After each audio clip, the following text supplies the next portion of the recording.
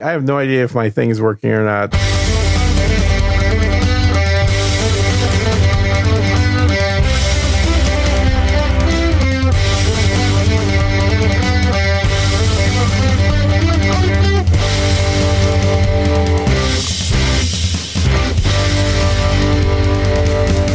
Hello and welcome to episode number 55 of Unrelenting, January 6, 2023. I'm Darren O'Neill. I'm coming to you live from a bunker deep in the heart of Middle America, just outside of Chirac, where I don't even know when New Year's is, Gene. I think we're past New Year's, don't you think? Are we? It depends. Which one are we talking? And then which Christmas? That's true. When is Chinese New Year? You should know all the New Year's dates. Yeah, Chinese New Year is January 22nd. It is Sir Gene, the only man who gets all of his information directly from ChatGPT. That would be Adam, not Gene. The answers are right there. It's interesting. have- It's all the people, and it's not just Adam. There are so many people that are like, anything now is like, let me put it into this. Let me put it into this. I've got a friend that's a very successful multimillionaire type. I guess he's a consultant. And he's an advisor consultant. He is using ChatGPT to write ad copy. Really? Mm-hmm. And it gets it how far? I mean, I'm guessing not 100%. No. Here's what he does. He has it do like 3 or 4 different versions, and then he'll look through them and copy and paste bits from each together to come up with his final product. He says it saves him at least 50% of the time. I believe that. Because there is a few different things that this kind of technology, I think, would be able to do fairly well. And when you look at things in a very small box like advertising copy, we all know there's not a lot of difference between the ads for all the products out there. Right. They're all trying to push your button. There's all the little keywords. There's all the, it's got to be quick. It's got to make you emotional. Mm-hmm.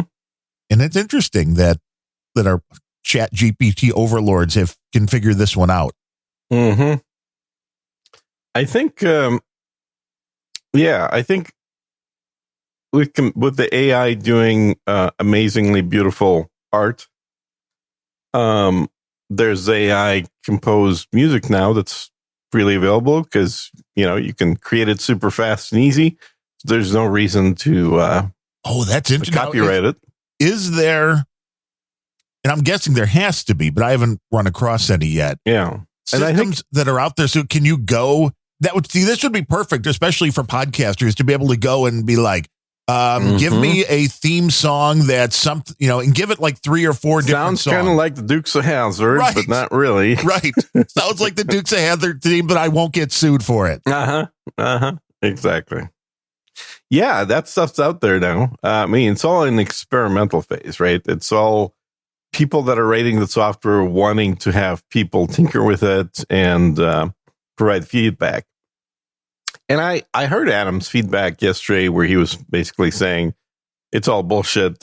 What it does is simply get bits and pieces from something else. Well, that's true because it's a general AI system. It's not doing magic here. What it's doing is it's looking at statistics with a bit of randomness based on what it knows. So if you ask it about a topic that is very broad or that there's a lot of information on, I should say, it's going to give you pretty damn good results. If you get nichey with it and say, looking at podcasting 2.0, give me, the best ad copy or something. Right. Well, it's not going to do nearly as good a job because the amount of information that it has access to on that topic is very limited. And so you're asking it to do something that it doesn't have much knowledge about. Well, we've learned this with the video deepfakes, for one, which there are systems out there now where you can go and just give one static photograph, and it does a pretty good job of overlaying that on another person's body. But if you give it 10,000 photographs, it's going to do a way better job. So the more information it has, the better it's going to do. And the interesting thing is, if you ask for something in text form, like explain something to me, sure, it's going to grab content that it's finding online. And that's pretty easy, as you said. If it's a small niche thing, you're going to be able to tell where exactly it's taking the information from. But if you go, give me music has always been borrowed. I mean, that's how humans have been doing it, which is, I'm going to take this blues riff and I'm going to make it a little different. Well, you remember that 4-chord song, right? All you need is 3 chords in the truth. Is that a name of something? Well, that's like country music. That is like a slogan going way back. All you need to make country music are 3 chords in the truth. So this is a song from Axis of Awesome. You've got to have heard it. Let me see if I'm going to start it. Tell me if you can hear it or not. And you're going to play something that'll get us immediately kicked off of YouTube if we were on it. Can you hear that at all? I cannot, but we've gone through your audio routing issues. You don't hear that? No. What the hell, man? You don't know how to route audio. I do know how to route audio, and I know what I did wrong.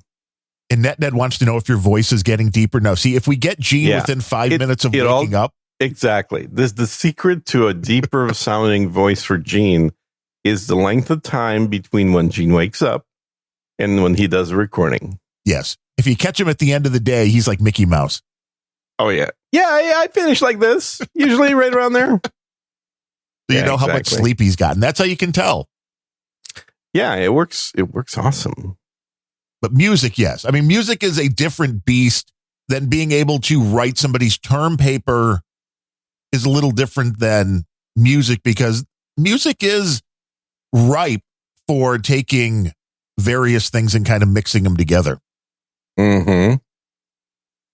That's how all these systems work. Give me a loop. That's all these loop packs, and that's why music sounds so much the same now. Similar? Very similar.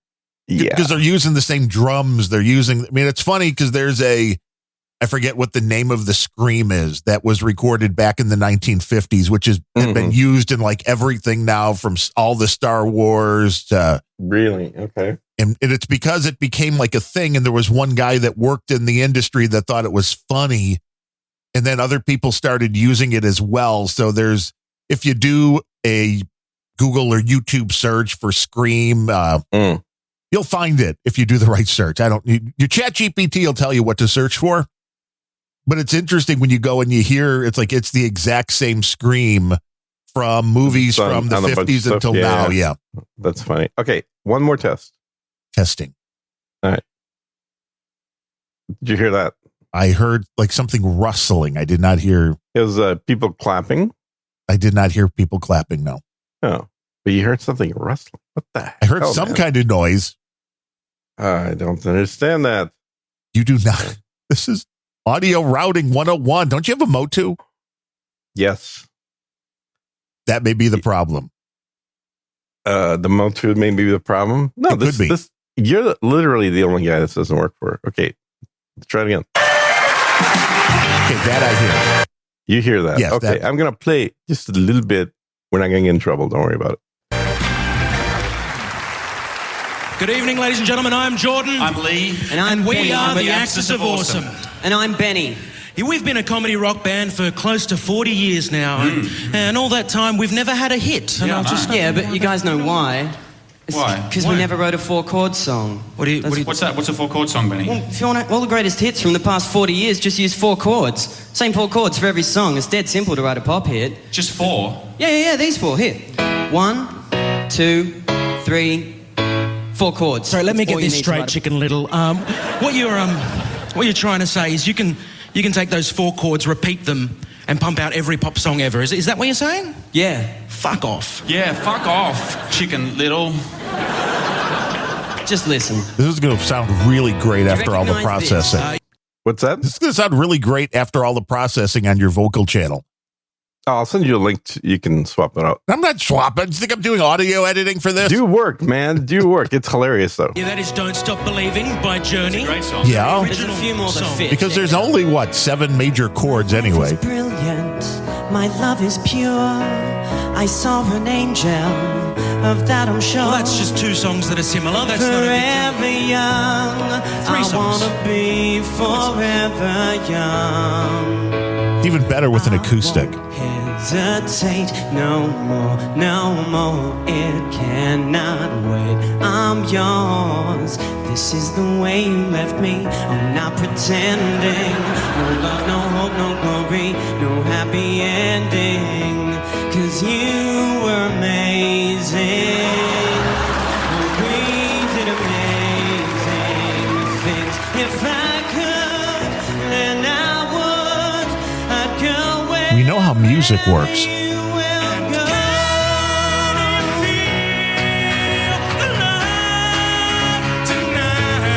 Anyway, you get the idea.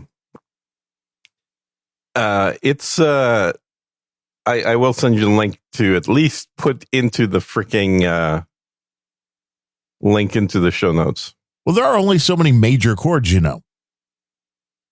Yeah, but this song covers about 300 different pop songs that have all been top hits. Well, because people that write pop music are not exactly Beethoven. There's no reason to go beyond. There's the patterns that for most songs, like, well, if it's a G, then you're going to go to a C and then a D and then G, C. I mean, it's quite interesting. The whole blues concept as well, which is the patterns just end up repeating.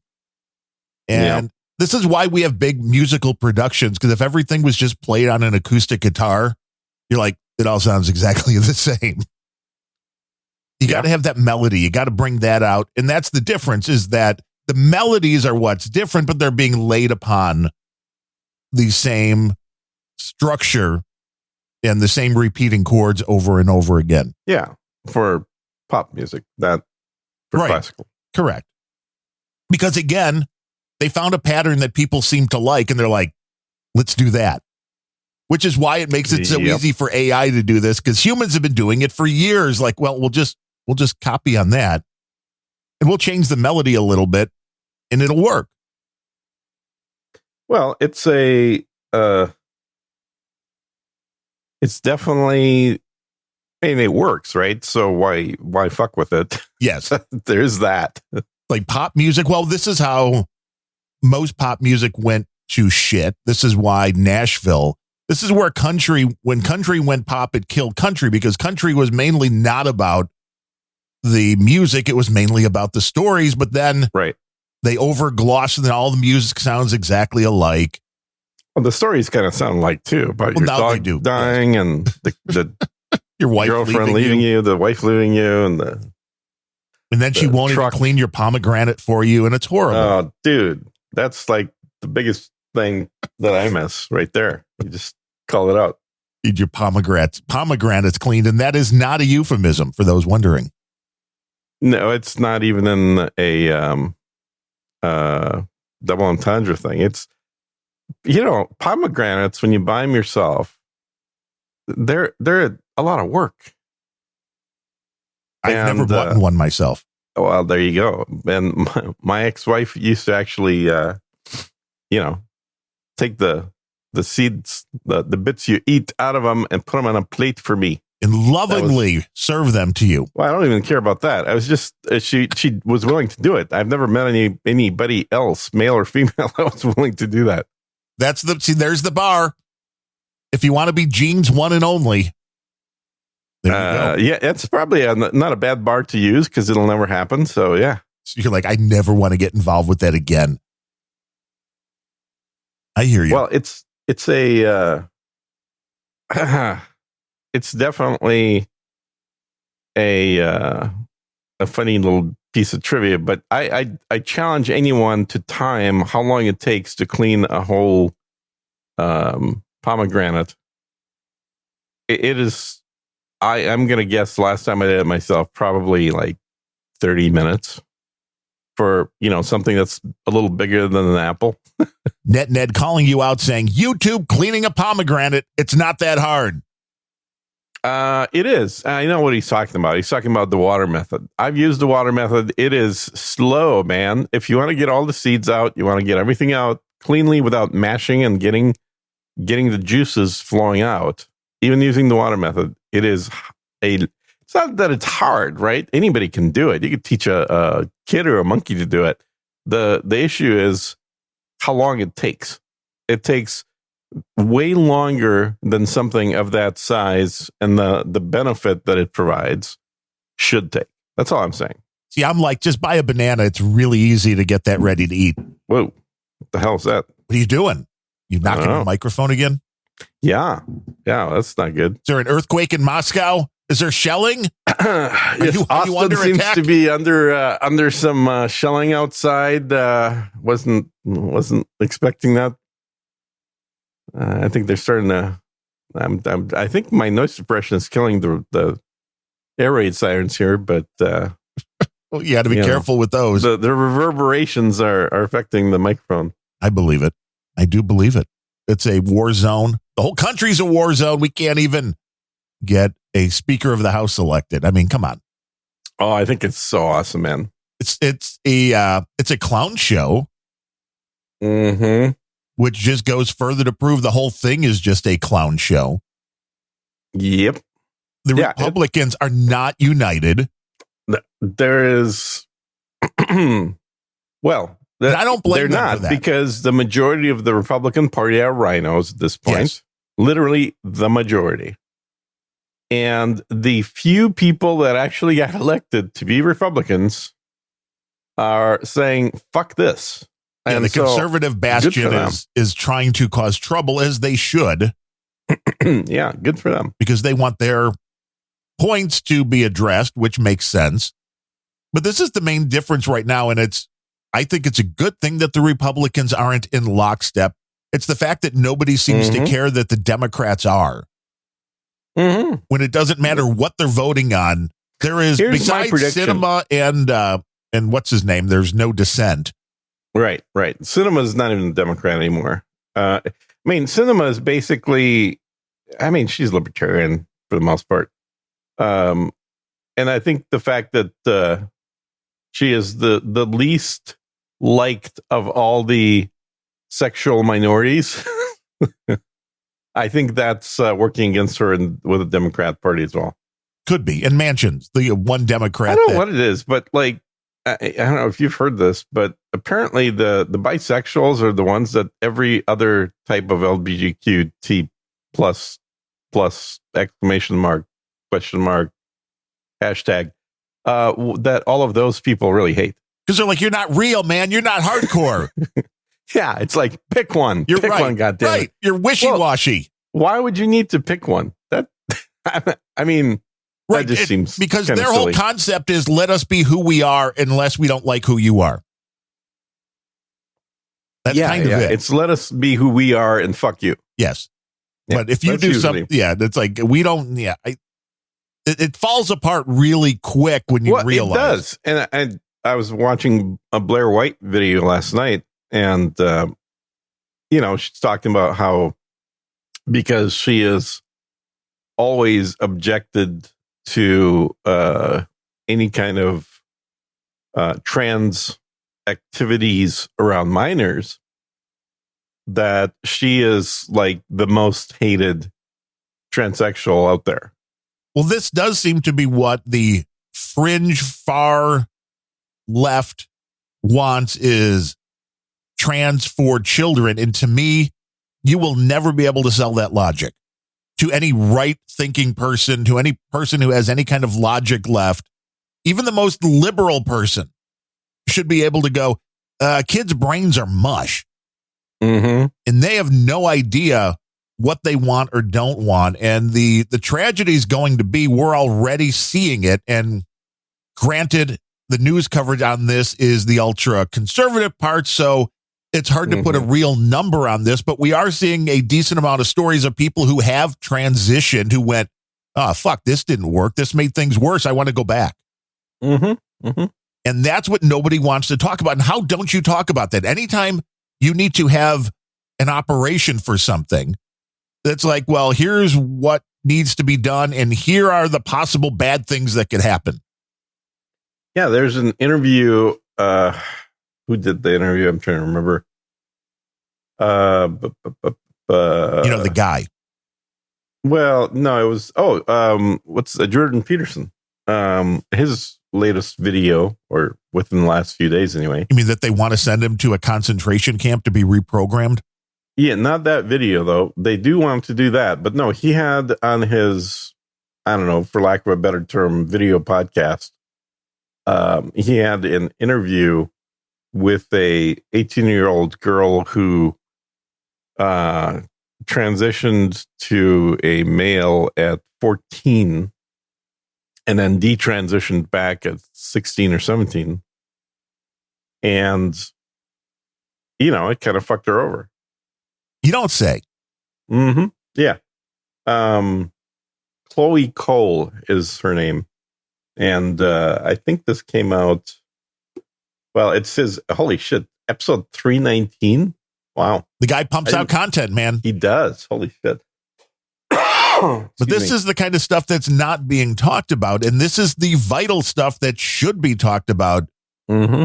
Because I know there's some people on the far right who are like, well, no, the transitioning, you are what you are. You should never be allowed to do that. But this isn't even that. Here's my thought on that is I think that kids have wild imaginations. I mean, I still remember when I was a kid. And it's really easy to, kind of amuse yourself as a kid by playing with objects that have nothing to do with what you're imagining they are. Right. You pick up a rocks stick. Sticks become guns. Rocks become spaceships. It's all kinds of, little frogs become people. Oh, I can only imagine you had a lot of rock spaceships. They were a lot cheaper, too, than the ones you have now. They were cheaper. Back when I was a kid, you had to be careful about picking up rocks because there were mines that were still active underneath a lot of those rocks. Well, that wouldn't be fun. No. I mean, I avoided getting anything blown off, but I spent summers in basically a minefield. Were your parents trying to get rid of you? Is that where they put you in? No, it's a summer job, clearing mines. Oh, there you go. Yeah. For 15 cents an hour. Yeah, when I was 6. Well, there you 7. go. Mm-hmm. That's where the work ethic comes from. And the fearlessness. Yes, the fearlessness for sure. I'm not sure about the work ethic. But yeah, so you can pretend the stick is a stick to make sure that, you touch what's in front of you and not blow your foot off. And you can pretend that rock is not a mine just so you don't completely not walk around it. So anyway, what's going on in your world? And we haven't talked for like 2 weeks because you keep having canceling. all kinds of I don't know health what's going on. issues and it's always last minute too. I swear to God, it's like I wake up, I get up, walk over to sit down in front of the microphone, and Darren sent an email at like some ungodly hour saying, "Oh, by the way, I'm going to be getting my heart replaced today. Well, we can't do show." 18 hours before the show. I mean, I know you sleep a long time, but that's getting a little ridiculous. It is the winter. Well, my people hibernate. I don't think you understand. Winter in Texas is a little different than here in Chirac. I don't think you understand when I went to sleep and got up just now. I see. That's true. That was like yesterday, probably right around this time. A little later. No, it's about 1 p.m. Well, you need your beauty rest. There's no question. Once you get to your age, man, there's really no amount of sleep that's enough. But no, I was just dealing that's with. True. And I still sleep way less than my pet. Well, see, that's good. Yeah. The pet could be roaming the house, taking care of business while you just sit there in your slumber state. But he's been sleeping for 4 days straight. Yeah. That means it's almost time. Almost time for an awakening. We'll see. Well, I keep waiting for him to actually get up and move and do something. And then, because what I learned a long time ago is you don't want to feed snakes when they're asleep. Well, because they're asleep. Yeah, because the rabbit goes to waste because you put it in there, and then they don't notice it for a whole day, and then you got to throw it away because now they're not going to eat it because it's rotten. Seems like first world problems. Not really. I mean, most people that have pet snakes actually live in Asia. I did not know that. Yeah.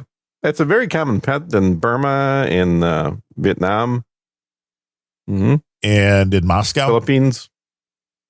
What? Yeah, in Kyiv, in Moscow. In Kyiv, I don't think there's a whole lot of snakes in Kyiv. I know they ate all of the zoo animals in the second month after the start of the operation. Well, a giraffe is tasty. Never had one, but I could see that. But I over hear here, it's all legs. yeah, well, that's It's all true. thigh. It's Yeah. all thigh meat. It's really big, really big. I don't think the neck would be all that tasty. No, maybe that big purple tongue would be though. Who knows? Some people really enjoy tongue. I've never been into eating tongue. The not leche. It's lengua. Is it in Lengua, Spanish? Yeah. Mm-hmm. Nice little tongue taco. Leche would be milk. Yes. Little con leche. A little heavy coffee with the little milk. Mhm. Yes. But no, just the usual fun stuff going on here. Had an AFib spell that lasted like a week, which not fun. Well, you're old. I You gotta know. expect that. I know. Need to get in better health, need to eat the usual stuff. It's like, you need to eat better with the holidays. That never happens. But, hey, I also So have did they fix it? Did they give you something? just took a little more of one of the drugs I was already on. And that's Which one? in the for some reason, it's one of those words that I never want to be able to say right. I think it's metoprolol, Oh, metoprolol. Yeah. Yeah. Mm-hmm. which, So makes, you've had some issues in the past then. yes, Mm-hmm. yes, long before COVID or the vaccines, Right. which I know everybody wants to jump to. It's like, no, I had an arrhythmia. Well, you took the vaccine, didn't you? Yeah, the J&J Yeah. one, though. Not Okay, you took the non-mRNA. not as evil one. Yeah. Correct. But that You was, yeah, you took the one that didn't actually do anything. right, which is fine because I'm still alive. Yeah, placebo, baby, all the Uh-huh. way. If you're going to take one, that's the one to Uh-huh. have. It is. Yeah. But when I was 7, I was diagnosed with an arrhythmia. Mm. And this has kind of reminded me of that because, well, when you're in AFib, and this is how this spell started here again, was overnight and it lasted, like 12 hours or something like that nonstop. But otherwise, it goes back into sinus rhythm. And then every now and then it'll pop out for, 30 seconds or a minute, and it'll keep doing that. And of course, if you Right. go in and you get an EKG done in between, it's like, no, everything's fine. Right. And that's what I had when I was 7, and I was on medication until I was like 15 or 16. And then it kind of seemed to resolve itself. Mm-hmm. And then I don't know if this is the same issue at all, but a similar issue, no doubt, started popping back up later. And I had no idea until I got with the cardiologist that I have now. And his specialty is the, electrical rhythm of the heart. Mm-hmm. That he's like, the taller you are, Yeah. the more likely you are to have this. Yeah, I had a friend of mine that had that, and I think his final resolution was losing about 65 pounds of weight, and Yeah. that fixed it. It certainly helps. Yeah, I don't think it made him shorter though. No, it didn't make them shorter. But again, you're more susceptible to it, which, if anything else, it's like you have to then do everything that you can to Now- mitigate all of the other factors. You've got a watch that's capable of telling you this shit, right? No, not yet. What the hell, man? Should I get an Apple? I mean, we've talked about this. Like, is Uh-huh. it worth it? Do I really want Yeah. to know? Yeah, You know, yeah, I mean, because it'll tell you and it'll say, "Would you like us to dial 911 for yes. Would you like to live today or would not? Please Yeah. press one Mhm. button here. you?" Exactly. Okay, maybe. Yeah, just send me your address. I'll send you an Apple Watch. Well, you are much too kind.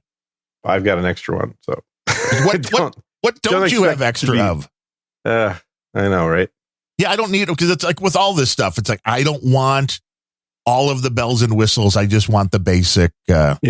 Well, I'll happily send you one. That's a good cause. If it means that you're not going to be missing as many podcasts, I'm all for it. You're just trying to make it so I don't die because you need somebody to edit the show. Well, like I said, if you next time you don't show up, I'm still doing the damn show. I'll just pull somebody else and You should. Oh, I mean, Yeah. the other day on Wednesday, Yeah. that Grumpy When I Old Ben jumped in. show that, Mhm. spawned this show. Ben Rose Yep. was having trouble connecting. And I'm like I'm like on the stream and I'm like, okay, Ben Rose is having trouble. I just want to make sure it's not clean feed. I'm like, who's available? And within like 30 seconds, Boobery from the Rare Encounter show Mhm. and the I keep putting him in Rare Encounter. I don't know why. Sorry, Boobery. Behind the Squeams and Noah Jenna Millennial from the MMO podcast. Within like 30 seconds, I had them links. They were on. We were talking. People were loving the content. And Oh, then- I was listening. I even dialed in. yes, that's right. And then Bemrose came on and it ruined it for everybody. Kind of, yeah. Yeah, it's true. But yeah, I could always try and reach out to him as long as he's awake and the cats are fed. You have to have the cats fed. Uh-huh.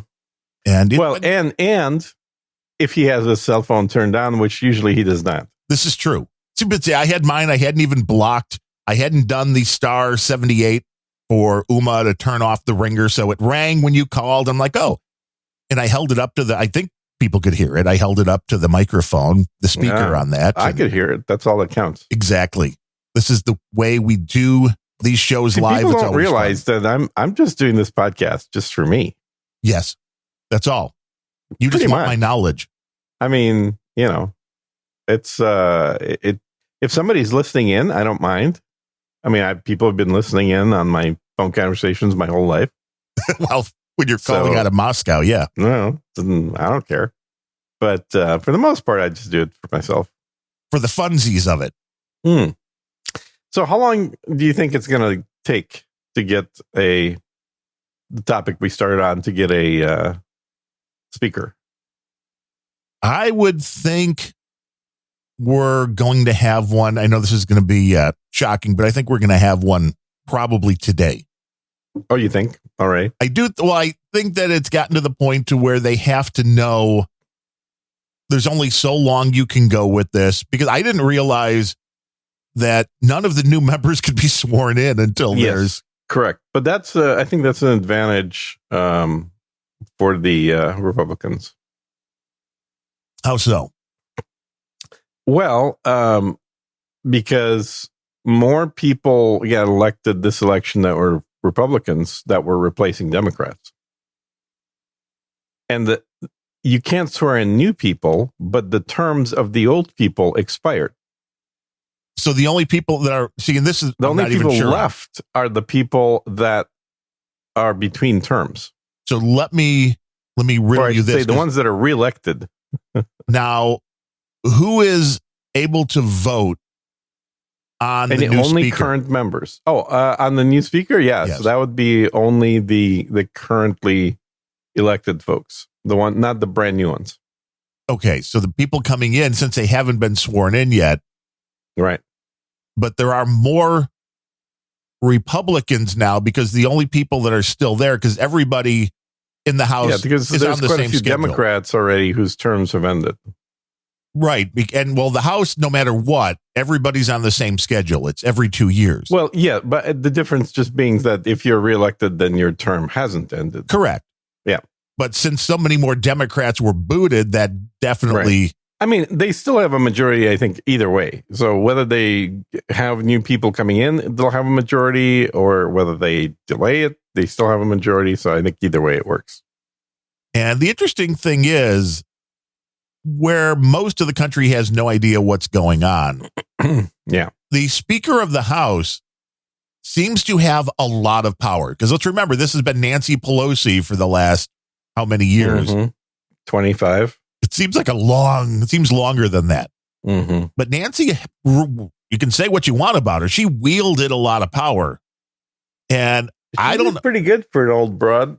Now, when it comes down to it, when you look at the pecking order for the politicians in the United States, okay, the president has the most power. I understand it's all Mhm. within a certain amount of checks and balances. But after the president, Mhm. it's certainly not the vice president. I don't even think No. it is the Senate majority leader. It's like, I think it is kind of the Speaker of the House, because that's Yeah, totally. also next in line for the presidency. I think the longest serving Speaker of the House was Tip O'Neill. Yes.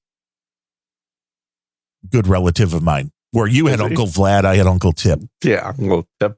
Uh-huh. Yeah. He was. I think the Democrats held the speakership for like 30 years. And that was back when you could actually get stuff done. Yeah, from Kennedy down to what's his face, the peanut farmer, Jimmy Carter. Carter. Yeah. So that long stint ended on Carter, and the Republicans actually got the House. So there's something to be said that this is a bigger deal, I think, than most people are giving it credit for, on who is going to be speaker, who is going to have that power. It's a trade-off, right? Because if you're the speaker, you're not on any committees. Well, and a lot of people don't realize the speaker doesn't actually have to be a member of the House of Representatives either. That's true too. Yeah. I don't think it's happened in forever that's been the case. I mean, technically, if you've got a close majority, like enough of a majority to pick the speaker, but not, you want to be careful and not remove any of your members from doing actual work, then you do want to bring an outside speaker that's going to be friendly to you, because then you're going to get somebody who's not removing one of your ranks. Right. That's why everybody's like, I get Trump. Trump will be the speaker. Like, no. I think it'd be hilarious. I don't think he would do it. No, I don't either, because he's got enough issues to deal with right now. Yeah. I mean, at this point, he's not going to, I think he's going to bow out of presidency. Oh, I believe that's the case. Yeah, that seems to be the current thought, is that he's realizing that does he want to die in the middle of the campaign is the question. Well, they're not going to stop going after him. And the question is why? It's hilarious that they're still trying to pin the January 6th thing on him, even though there seems to be more than enough evidence. I mean, there's no question that a lot of the people that committed the acts that they've been arresting people for were Trump supporters. No question about that. But that doesn't make him responsible for that. I mean, it's absolutely insane to be like, well, because they were your supporters, we're going to go. No, that's not logical. Now, if he had come out and said, and there was this whole plan, and he said, storm the Capitol, then I see maybe they could go after him for something. But that wasn't the case. It seems that there is a paper trail of him saying in the days leading up to that, I think there might be some problems. I'm going to give you 10,000. And there's National also Guard. evidence of Nancy Pelosi denying the request for additional security. Yeah. So it's like, so why? Why is that the case? It's like, you have to ask yourself, why did Nancy Pelosi go, well, no, the optics aren't good. It's like, well, do you want the optics or do you want safety? Do you want the protection of the Capitol? Actually waving people into the building. Once it was breached, yeah. I mean, I know there was a whole lot of conspiracy theories leading up to it, but it's like I saw enough people pounding on windows and doors and breaking them. This wasn't like, well, the police just opened it and waved everybody in before there was violence, but there got to a point, there was a breach point, and once people were coming in, well, what do you do? And that's the question, because I just covered this on Random Thoughts this week, which was the Capitol Police, the union leader, this week is still saying, yeah, we're no more prepared today than we were 2 years ago. And that's the scary part about this. It's like, wait, no plan has been contrived since then in case. I think the problem here, obviously, is that there was a very poorly organized insurrection. Well, it was, because it wasn't really organized. Yeah. Had it been better organized, we might have a better country today. Well, it's possible. This certainly was not an armed insurrection takeover of the government. Yeah. This seems to be a bunch of loons who decided they were going to make a statement. And I think a lot of it is because they were watching the television for a year and a half before that with nightly Black Lives Matter riots where nobody was ever arrested. Nobody ever arrested. No, there was mostly peaceful. Yeah. And they went, well, if they can do it, we can too. Yeah. And I still believe there has been evidence shown that there were agent provocateurs, there were Antifa, tons. Yeah, there were absolutely. people in that crowd that were there. Dude, they literally found the same photos of the same people there that were at Maidan. Well, this is it. That you get the These violence are professional started, protesters employed by the U.S. government. and then people follow them. It's very easy to get people to follow. It's not easy to be the first guy. You know, that takes some balls. That takes some, I'm going to go out on a limb, but Yeah. it's a lot easier to be the one to walk in the door after the other people breached it. Yeah. And in any situation, when you're dealing with a police presence protecting anything, whether it's even a concert, you see at most concerts, there's like one guy at the front of the stage for each aisle of the venue that you're at. Mm-hmm. Well, if everybody decides to go and rush the stage, those guys cannot stop them. And at some point, Right. if the crowd decides they're going in, those guys just step aside and go, all right, because there's nothing they can do. And that's exactly what the police did at the Capitol, I believe, because otherwise, what was the alternative way to go after things? It's like, well, you're going to start using deadly force now. What are you going to do? Well, and I do think that was the other element that played into this is because only one person was actually killed. It doesn't paint the government as the bad guys. Had more people been killed, this would be a lot closer to the student protests up in your neck of the woods. You mean back in the 60s here in Chicago? Yeah, exactly. Well, that's because that was very clear at the time. Mayor Daley was like, shoot to kill, man. Yeah. Take him down. And that's exactly why they didn't, I believe, once it was breached at the Capitol. Because if you imagine that the exact same scenario happened and like 60, 70 Americans were just shot and killed, the outrage, I think, would be greater at that point and people being mad at the government not allowing, like, they wouldn't have the opportunity to make the lives of these 1,000 people miserable and put them all in prison. This was calculated. They wanted to make sure that they didn't screw up, and therefore the do not shoot orders were in place. Right. And so, because normally, what do we hear every time there's an actual crazy person going into the White House? It's absolutely shoot to kill. Oh, yeah. We've seen that multiple times when it's one person. Mm-hmm. So this time around, I think that this was pre-calculated. They talked about a possible scenario. Nancy was in on it. Turned down the National Guard. And those discussions were, this would be great for us to take down Trump. Yes.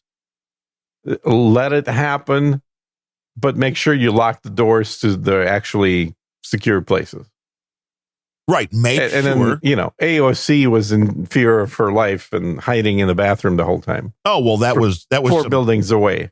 Yeah. That was some great, just absolutely great theater from AOC on that. Yes. And some white man was knocking on her door and she thought he would kill her. Because he was the police. Like, why? Well, here's an easy thing. Just give all of the members of Congress their own weapon. Teach them how to use it. Yeah, no, they were trying to prevent members of Congress from carrying weapons, which is so ridiculous. I would agree. It's like if everybody was armed, the debate would be a lot more civil. Yes. And it's a lot harder for a bad actor to come in. If everybody in Congress has their own 9mm sitting on their shoulder. The only problem with that is that I don't fucking trust these people with guns. I don't trust anybody with guns, but I don't trust them with the government, obviously, either. But at least they can't break as much with the government. With the guns, they could do some serious harm. Well, yeah. But you have to make sure, without knowing somebody, I don't trust them with a gun. I mean, I trust me with a gun. As I've said, it's like I've got 3-4 pistols. Hold on. That's totally not the case. Have you never been to a gun range? There's a bunch of strangers with guns around you. That's true. I mean, there's a certain amount of trust just to walk into a gun range. That is absolutely true. But, this does, when you look at the events leading up to it with Trump and his chief of staff, Kash Patel has gone on the record saying this, that we requested the troops, and a lot of people still, the media included, what's his the guy that used to be a sportscaster, the real blowhard asshole dude that's on MSNBC. No idea. Every year, but people know who I'm talking about. Okay. That, even he came out again just very recently saying, well, no, this is a lie. That's, the president was the only one that could have authorized those troops. He doesn't need anybody else to say. It's like, no, that's not the case. No. That is not the case. The president can't just go, hey, I'm sending the National Guard into Washington, D.C. It needs, it's a double pronged system. It's like the request. Keith Right. Olbermann. Yes. Thank you, Ned. Uber he's a douche. blowhard. Yes. It's like, but you needed that request. So the president actually was out in front of this because he didn't wait for a request from Pelosi or the mayor of D.C., whatever her name is. But he was like, here, I'm going to give you, what do you want? You want 10,000? You want 20,000? And they're like, no, we just need 300 for traffic detail. And only 150 will be on duty at any given time. Mm-hmm. And like, otherwise what you would have had would have been armed, I'm guessing, National Guard troops standing around the Capitol with a fence. Yeah. And nobody was going to be breaching that. Which literally happened the week after. Right. Immediately after. Yeah. Yeah. So you ask yourself, why did Nancy Pelosi not want that? And I can't come up with anything because, there's two answers to that, which the first is, well, they're morons and they're incompetent. But I don't believe that's the case with Nancy Pelosi. Mm-hmm. She is way too seasoned and way too power hungry. She knew exactly what she was doing. You are hitting it right on the head where they're like, this would be great to use against Trump because they just probably figured what was going to happen would be. They're like, these idiots are probably going to try and go inside, which is great. So we want to kind of pretend like we don't want them to do that. Right. But really, we want as many in there as possible that we can point the finger at Trump causing this. And 2 years later. And then we can impeach him again. Posthumously. And 2 years later, they still don't have a plan to deal with this. So if somebody really wants to have an insurrection at the Capitol, I don't know. Well, it's like, okay, so what if like 5,000 people show up with guns at the Capitol? You're getting in because they're like, we don't have a plan, which is insane when you think about it. With how few people can cause what kind of damage. This is kind of like 9/11, where it's like, well, 10 people overall caused a whole ton of problems. You're kind of getting the same thing here because they're not ready for it. They're not prepared for it. It's like, how do you not know what you're going to deal with? I don't agree with that. I think they are prepared for it. I think that it was specifically that the word was given to stand down and effectively let people. I mean, the worst thing that happened was a couple of windows got broken and a couple of doors were forced open. That was it. And somebody sat at Nancy's desk. It's not Nancy's desk. It's the people's desk. Wow. That hit home. Man. Mm-hmm. But it did have the intended effect, it would look like, since people are still trying to pin it on Donald Trump. They're very afraid of him. And I'm not even sure why. Well, if things go correctly, this will become the Boston Tea Party. The guys that did the Boston Tea Party were all arrested too. True, but it reverberated. It sure did. And it's one thing after another. And I think, things simmered down a little bit with this midterm election. You didn't have the same kind of, oh no, the elections weren't fair. They were trying to, it's great because the places. What are you talking about? They were totally not fair. Well, Have you not paid attention to the races in but nobody's saying it. But I'm saying it. What are you talking about? But the public is not, well, either the public, just like with the House of Representatives, not paying attention, not understanding how many people that live in America. My prediction for the House of Representatives is I think that they're going to end up doing something that'll make them look like who they truly are, which is they're going to do a deal with the Democrats. Which would be a really bad idea. Mitch is basically going to say, look, these 20 Republicans, fuck them. We're not going to do anything with them. None of them will be sitting on any committees at all. They're going to become irrelevant. So we're going to do a deal with the Democrats, and it'll be just like it actually is in reality, which is instead of pretending to be Republicans, the rhinos and Democrats, who are all buddy-buddy anyway, we'll just do a deal and say, great, give us like 20 Democrats that will pick me, and I will give you half the committee seats, have the committee, not seats, but the committee chair positions. Can't they just reelect Nancy? Uh-huh.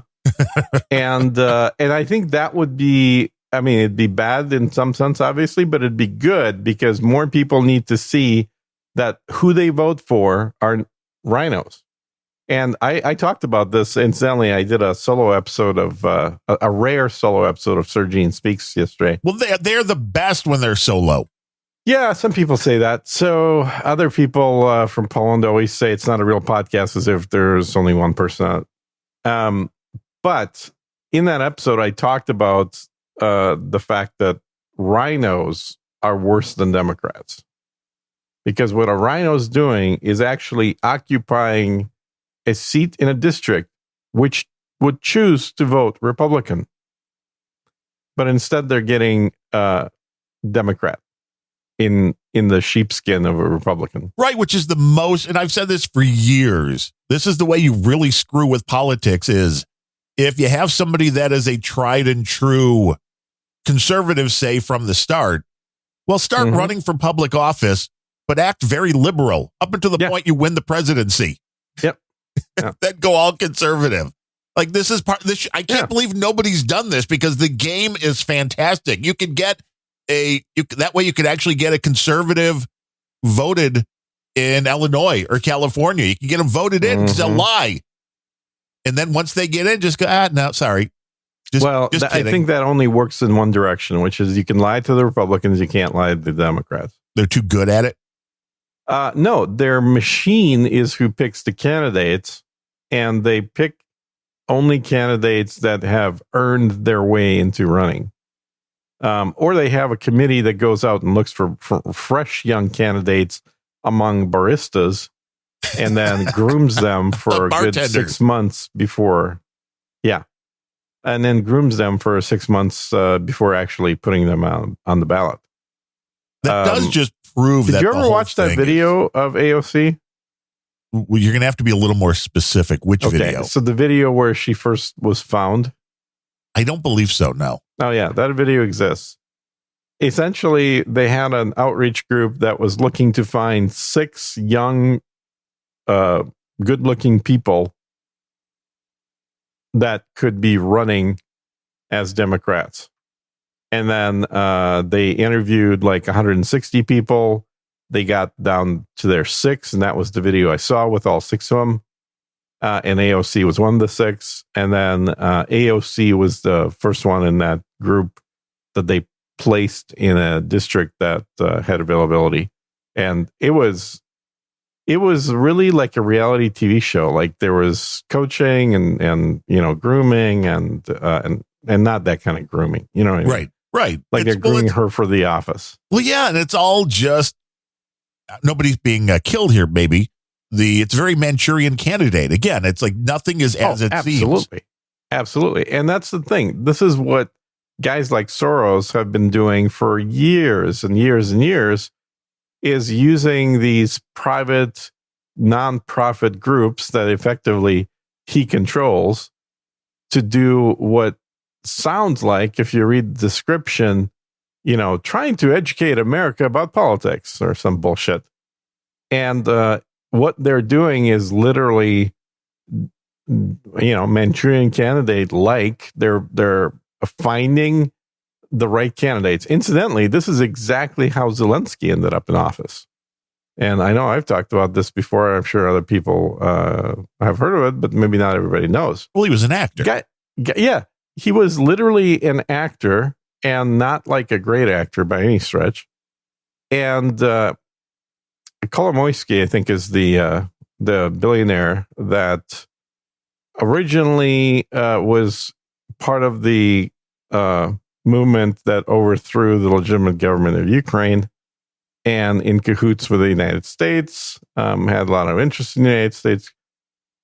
He's a Ukrainian oligarch, essentially. And so after the breakup of the Soviet Union, he's one of the guys that got rich right away because he was stealing and selling what used to be state-owned property, which became private property.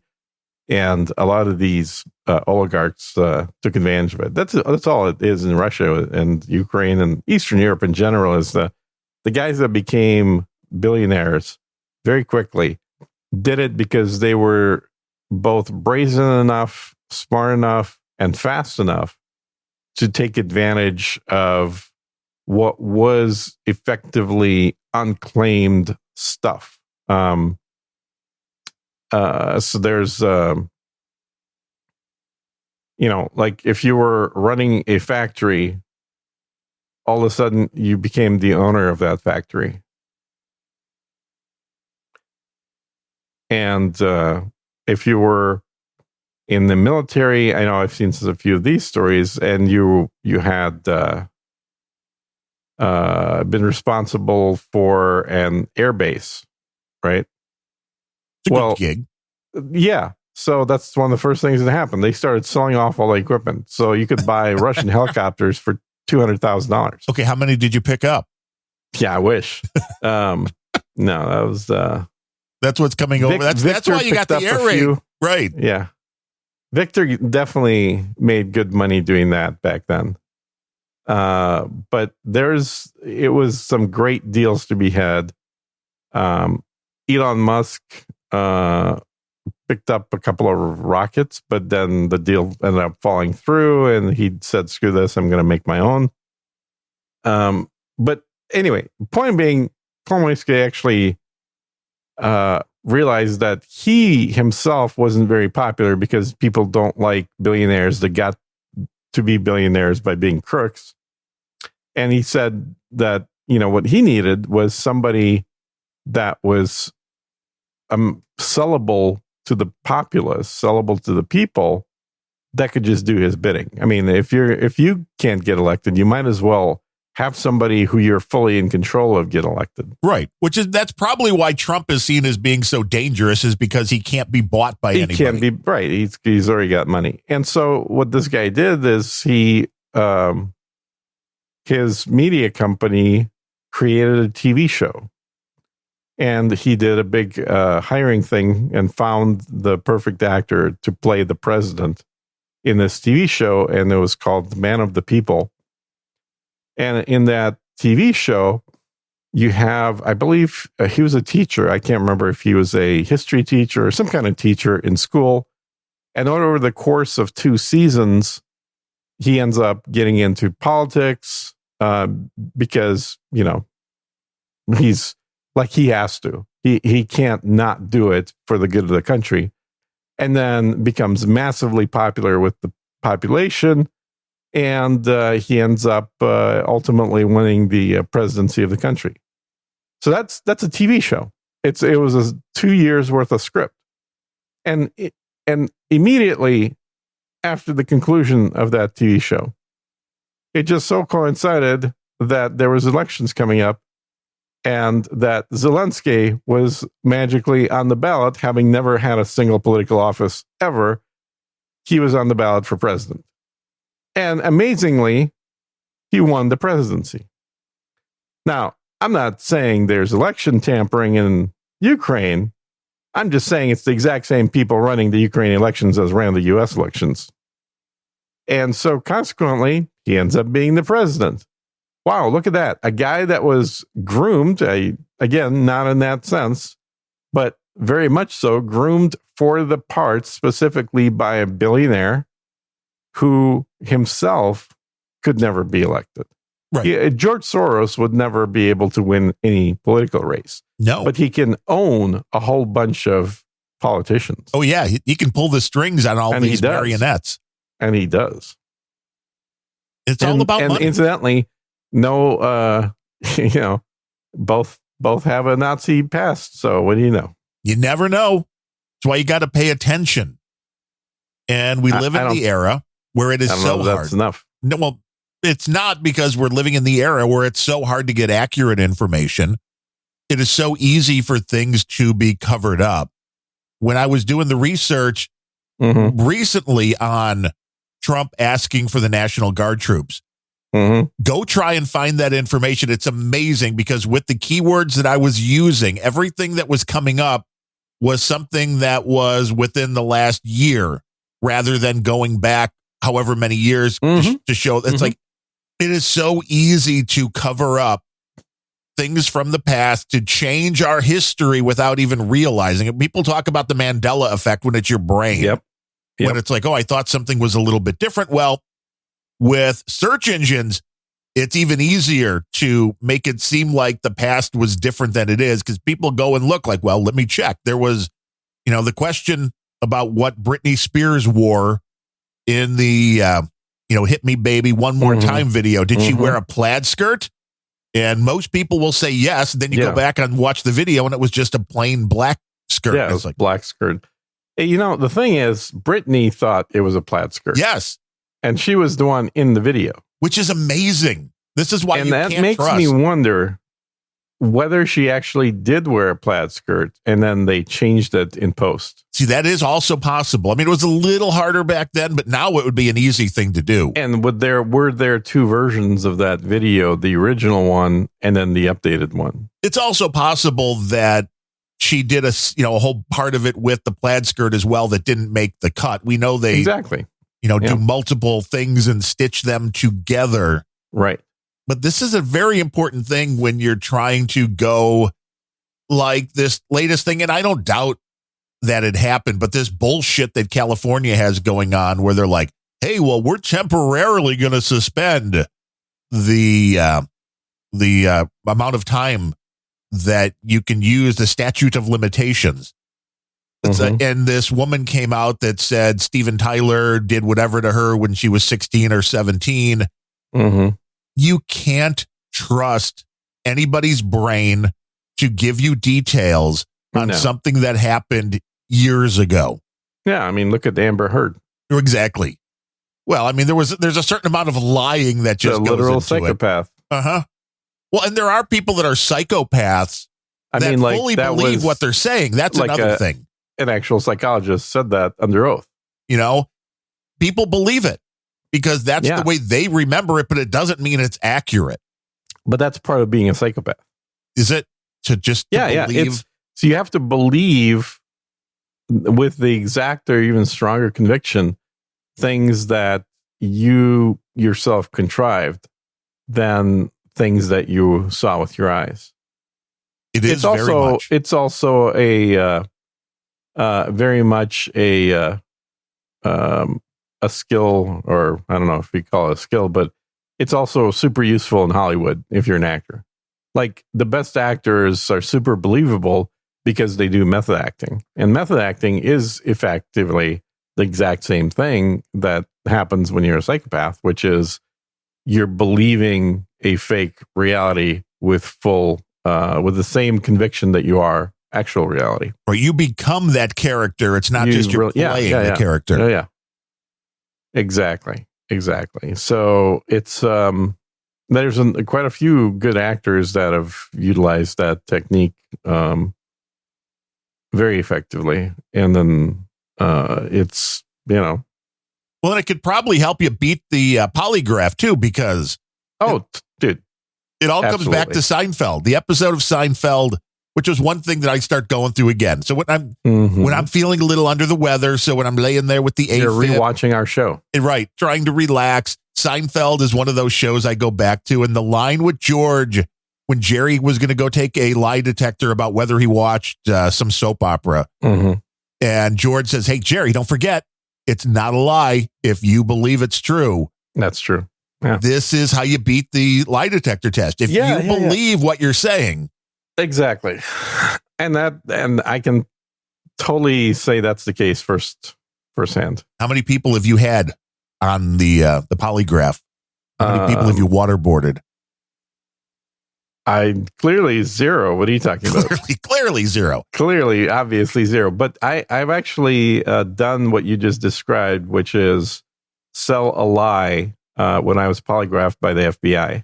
Nice. And to prove that it could be done, or yes, absolutely. Did you prove that it could be done and disappoint the actual polygraph guy? Yeah. Nice. But it's true. Technology is not. It is actually. All they're measuring is your body response, and your body response is affected by your brain's belief in what you're telling is true or false. So when you know you're saying something that's false, that's when your body starts acting twitchy. I mean, even if you know that all you have to do is remain completely calm, there's nothing you can do if you know you're lying. It's going to set that off. Right. Your heart rate's going to be a little different. Your brainwave. You can learn techniques to make the polygraph irrelevant. Which, again, all you have to do is know what they're looking for and how to override that. Yeah, you have. Well, it's really there's only one thing you need to override, which is your brain. You don't have to worry about doing anything else. You just need to override what your brain's doing, and then. And you have to learn how to compartmentalize. That's the other technique that a lot of people in the foreign services have to learn is how to be really good at compartmentalization.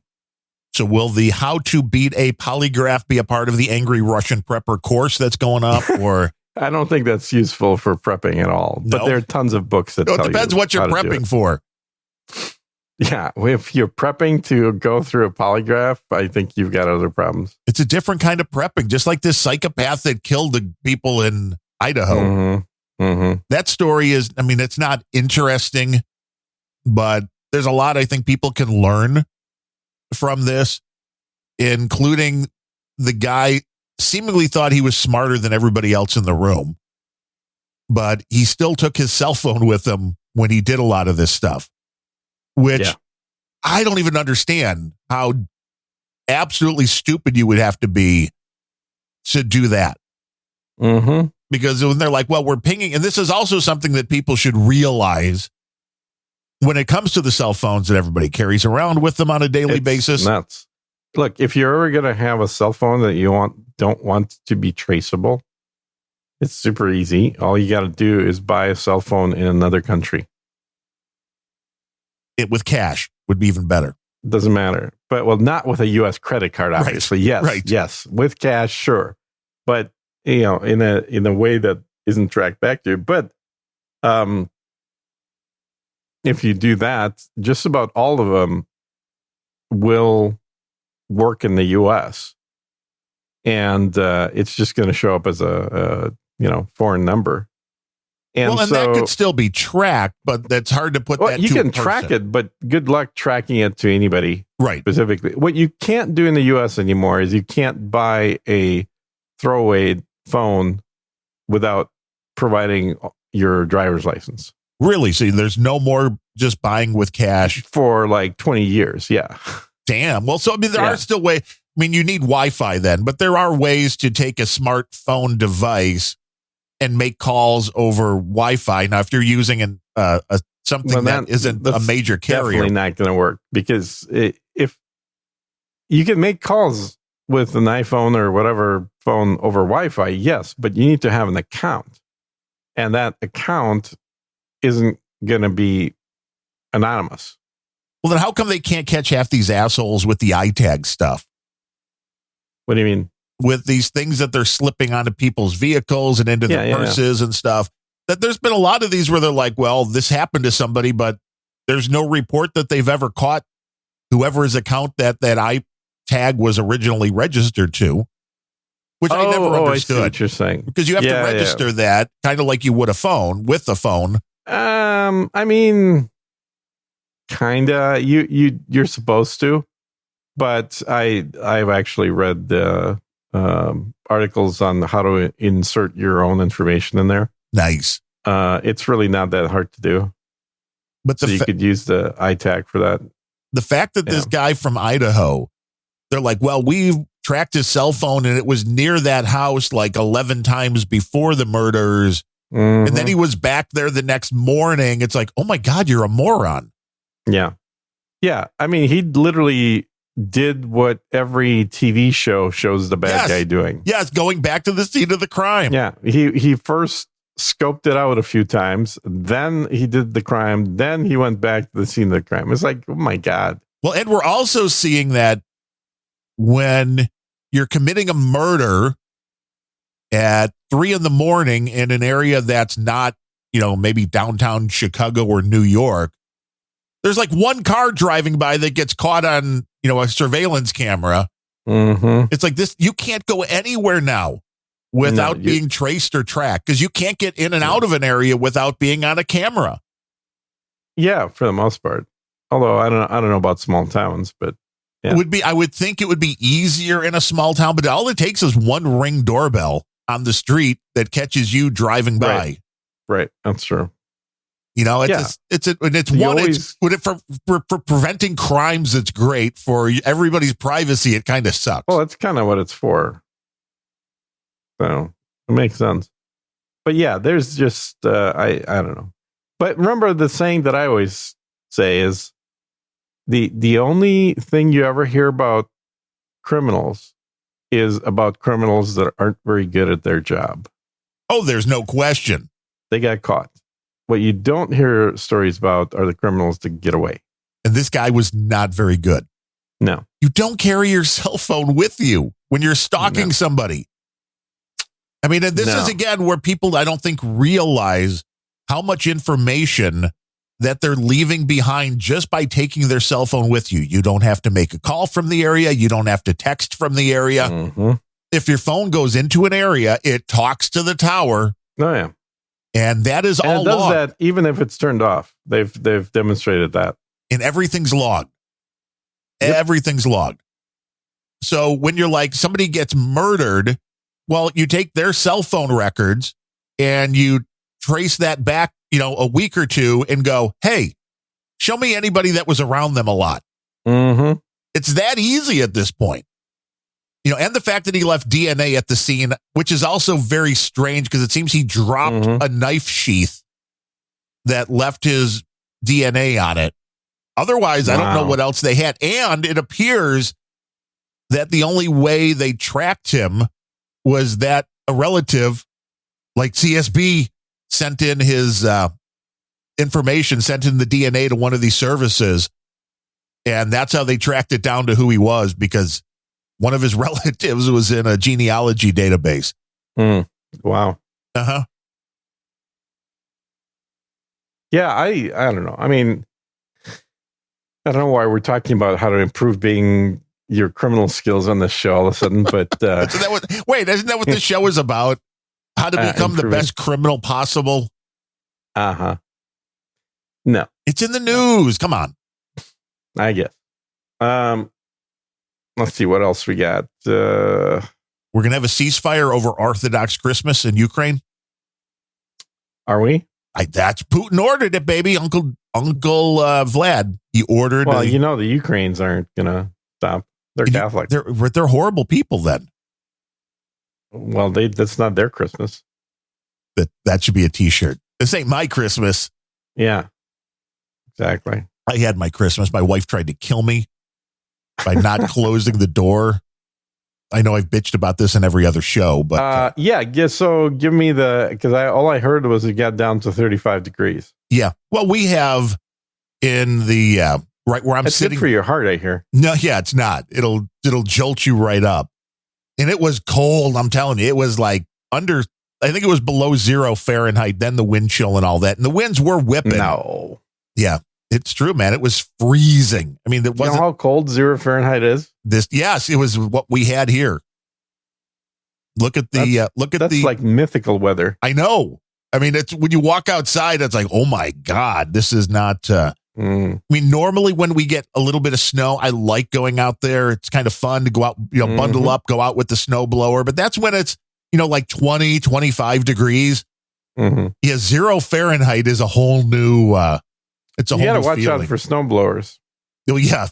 Talk about. You don't want to have your leg get chewed off. See, we've got the new snow blowers. I think we've bitched about this before. They're just the big rubber blades. It'll just slap you really hard. Well, you heard what's his face? Jeremy the arrow guy. Yeah. The quick eye or shot eye or whatever the fuck he is. You got to be careful with those machines. Like my parents had a snowblower when I was growing up that had the big metal blades. That could have take a kid and Same spit here. them out. I love that thing. I It'll know. chew up branches. It'll do all kinds of shit. Uh-huh. Oh, wait. Was that I guess it could have been a snowblower too. Yeah, well, these new It was things, great. it's like you hit something, you hit a rock and it basically snaps the thing in half. It's like, no, I want the power. Yeah, power. More Yeah, I blowing. had my parents had a tracked snowblower. Nice. That thing was awesome, man. Because unlike wheels, it's not gonna pivot and go change the angle of the auger if it gets into something. It's the tracks made sure it goes in a straight line, scraping the ground right where it was. And it had 3 gears, 3 forward gears, 1 reverse gear. And yeah, it was all metal, man. That thing will chew through branches and everything. That's what you want. It was great. So we've got almost no snow, so no chance to get the blower out yet. I'm sure we'll get some. It just hasn't happened yet. But it was sub-zero. We got home, went to the wife's family for Christmas Eve, had a nice evening, got home, and I was sleeping down here in the recliner. And as one does. Yeah, well, it's we need to get a new mattress. We bought a new one very recently, but the guy that we bought it from was a friend of the family and ran a place, and he said this was a good mattress and it's garbage. And I'd complained, but he was one of the first people to die of COVID. So, I mean, you can't really complain at this point. Well, he got his just desserts. I know, right? That's sad. But I've been sleeping on the recliner because it's more comfortable. I'll tell you what I hate to make an ad for this, but surprisingly, after about a decade now, I still think I really like my mattress, and it's all it is I got one of the memory Tempur-Pedics. So that's it, just like a memory foam kind of deal, rather than not just a memory foam, the brand Tempur-Pedic. Now, is there springs and then memory foam on top? Is it all memory foam? No, it's all memory foam, and it's different densities of memory foam throughout the mattress. So you get a little bit of give maybe at the top. And the thing that I love is it has super dense foam on the edges, so you don't have that squishing the edge and then falling off effect. Yeah, well, that's what this thing has too. It's horrible. It's horrible. Yeah. Here's the thing. Everybody sells memory foam stuff. And they're very different quality. Do not buy anything other than quality brands.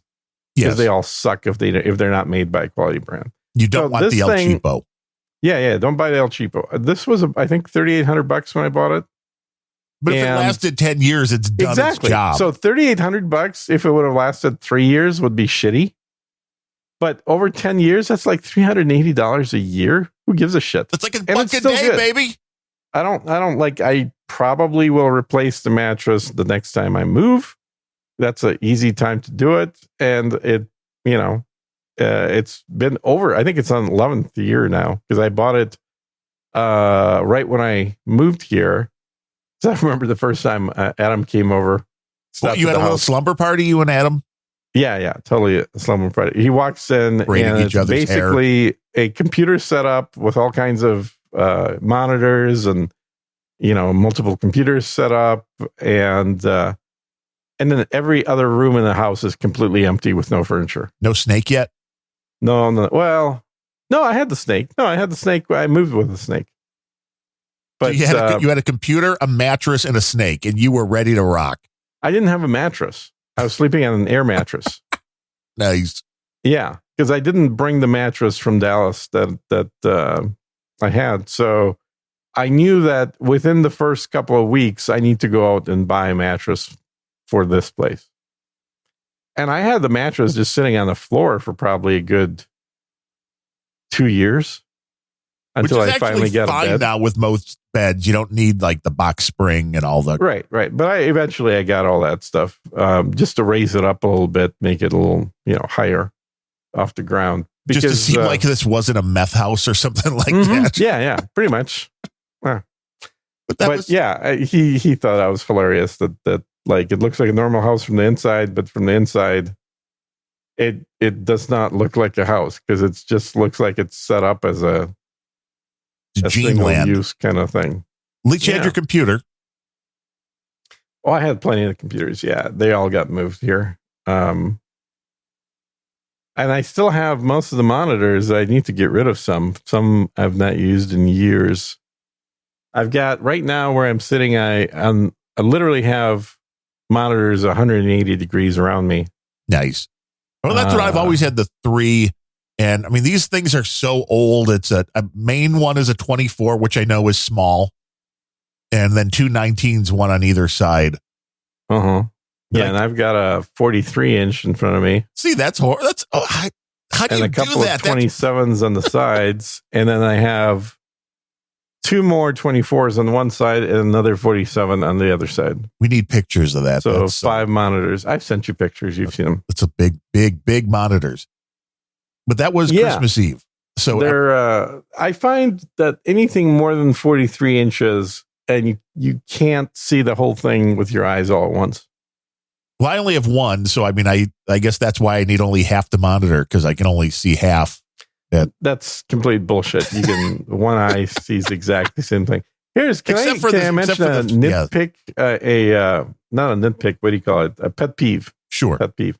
Gene's pet peeve. There are so many people, especially in gaming, that are all getting these extra wide monitors. Like you've seen them. They're super, really skinny. Yes. And wide. Yes. Well, I saw one the other day that you can actually take it from the state where it's flat and bend the thing in, which I thought was wild. Oh, that's kind of cool. I haven't seen that. But anyway, they're getting the super wide monitors.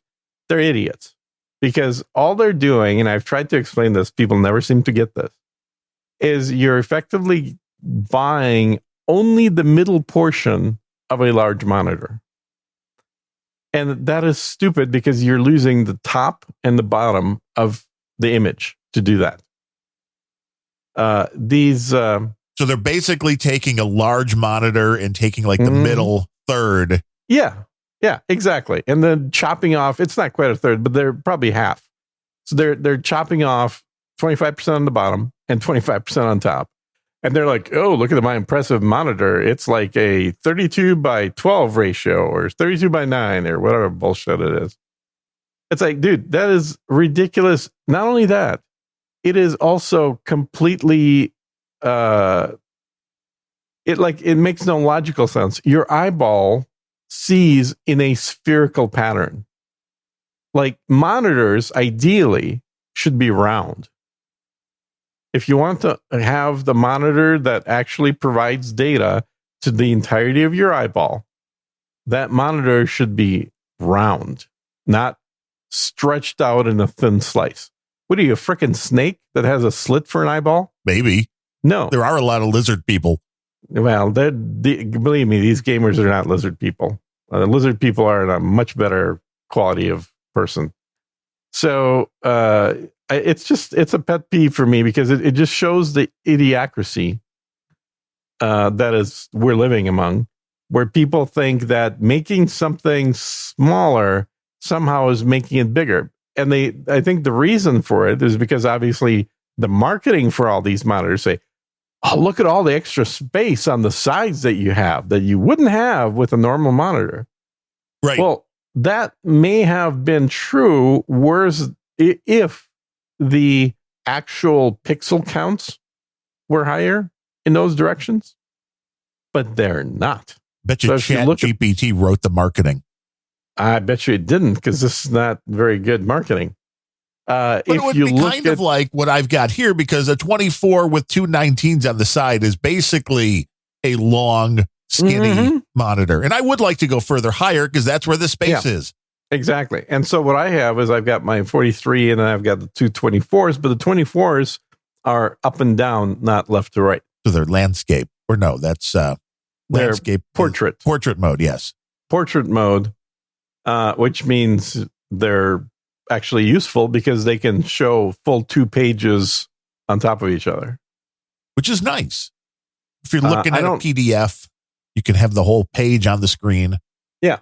where it's not small, where it's not resized. Exactly. We all need bigger monitors. But that was Christmas Eve for me, sleeping on the theater chair.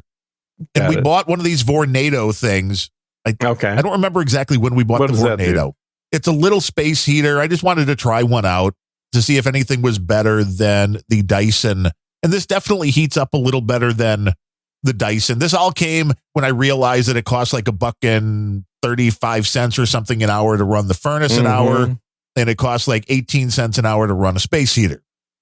Of course, the area we're in is a nice wide open because there's just a railing between the kitchen and this, the main room downstairs. So it's very hard to keep heat in the room. It's not an enclosed space.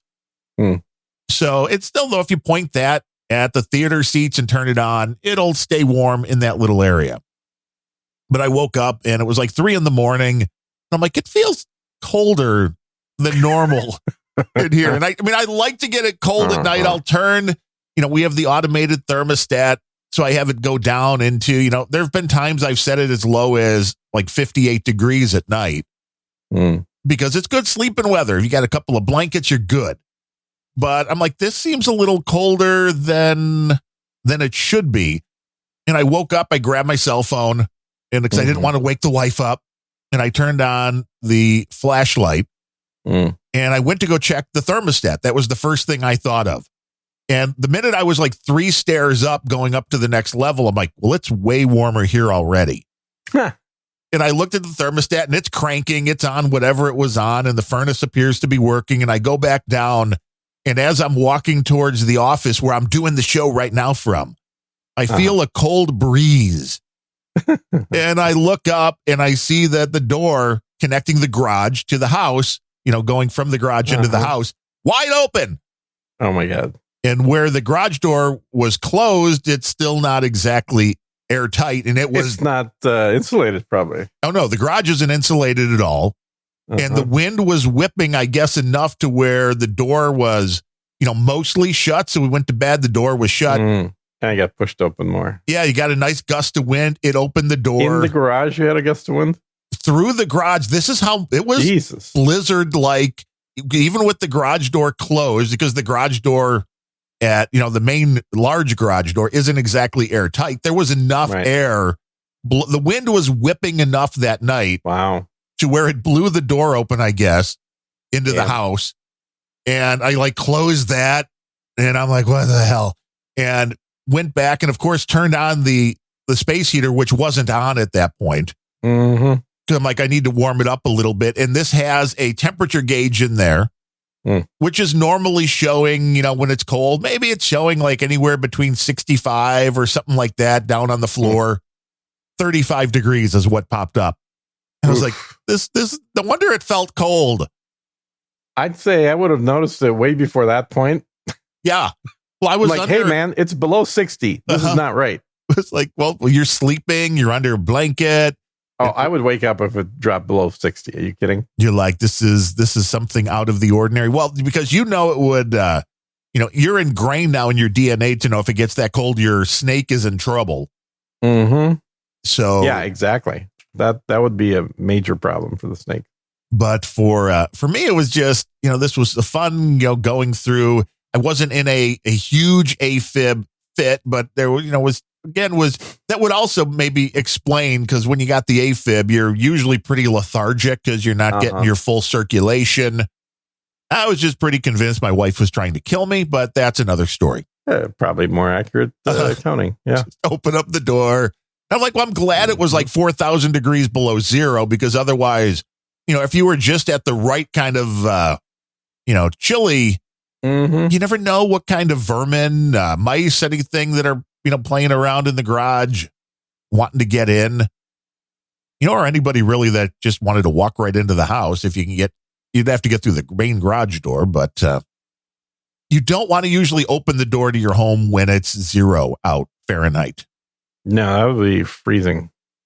But it was the coldest it's been in a long time. The only bright side was that we didn't get the snow that we were supposed to get right as this cold front was coming in. Originally, they were like, yeah, you're going to get like 8 to 12 inches. And we got maybe 1. Yeah, I don't know why people live up there. Frankly, it's Hey, you just were crazy. You were living up in Minneapolis area as a and then kid. I moved, and You I were got like- it was- I got wise. You were I like, moved come on, south. it's nice. You get the different seasons. You get to experience warm. You get to I experience think there's only cold. one. Yeah, it's great when you're a kid. It's fun to have all 4 seasons. It is stupid and horrible when you're an adult. I don't want to drive in anything other than one season. You just want it to be nice. Well, I mean, Warm. if you get rid of all the Californians out of California, I would love to live in California. Well, yeah, the weather's beautiful. Oh, it's gorgeous weather. It's 70 degrees every single day. There's no winters. There's no summers. It's just spring every day. It was definitely nice to that the car actually started, because I was kind of like, oh, this is not good. Mm. Why? Where'd you need to go? To the wife's family's home for Christmas Eve. Well, I figured it'd be nicer if it didn't start. Then you got an Hey. excuse not to go. Maybe it's like, that can't go. Hey, Sorry. Thing doesn't start. No Uh-huh. problem. No Exactly. problemo. That would have been by a the way, great I sent excuse. you a link to the Tempur-Pedics thing. I might have to pick one of those up. I'm telling you, dude. Once you figure out that this will last you a decade or more, the cost factor is a lot more justifiable. Yeah. And people have thrown more money away on video games, for Christ's sake. Buying spaceships and virtual worlds.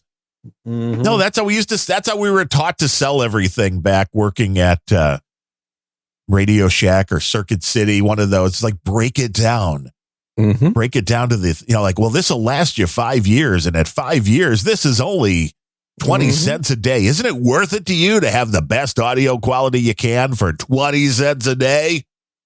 Yeah, you're just not going to get a Radio Shack, but yeah. No, well, not towards the end. For a while in the early days, Radio Shack had some nice gear. They did. I had Minimus 7s and Minimus 77 speakers at Nice. home. Those were the best Radio Shack ones at the time, I believe. They did go downhill pretty quick before they Yeah. went out of business. This would be in the 80s. Yeah, back in the heyday. Mm-hmm. Is that when you had an Apple IIe? You were hacking around? I never had an Apple II, man. I always had a Really? Mac. So you went Yeah, right to Mac. Well, Macintosh was how much after the IIe? That was a few years still. The 2E came out in the late 70s, maybe 81. The Mac came out in 85. That would make sense, because I think I got the IIe back in like 82 or 83, somewhere along Mhm. there. Mm-hmm. Yeah, because when the Mac was out, the 2C came out. I still remember playing Castle Wolfenstein on a monochrome monitor. That was high tech at the time. Yeah, super high tech. Well, of course, so did I, because Macs were all black and white. Macs didn't have color at all. When did Not that- when they came out. Interesting. Nope. The Mac 2 was the first one that arrived with color. And I want to say that was like 87. That's about right. Maybe even 88. It was 87 or 88. Might have been 87, because I think that's what I was using in high school. And I was Okay. junior year, it would be 87. And I'm pretty sure that's what they had just gotten into The the Mac computer 2s, lab. Yeah. Yeah, Apple gave massive discounts to educational institutions back then.